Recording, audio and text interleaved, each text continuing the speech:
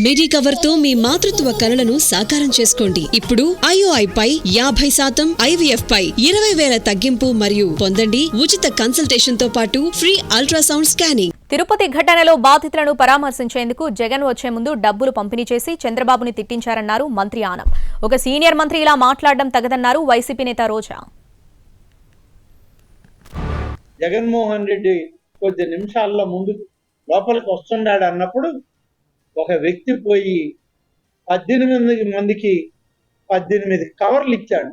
జగన్మోహన్ రెడ్డి వస్తున్నాడు, మీకంతా పరామర్శిస్తున్నాడు, మీరందరూ చెప్పండి, తెలుగుదేశం మీద చెప్పండి, చంద్రబాబు నాయుడు మీద మీరందరూ కూడా మీ బాధను చెప్పండి అని చెప్పి కవర్లు ఇచ్చినటువంటి వ్యక్తి. మీకు సిగ్గు అనిపించడం లే? ఏం మాట్లాడుతున్నారు ఆనం రామనారాయణ గారు? మీ సీనియారిటీ ఎంత?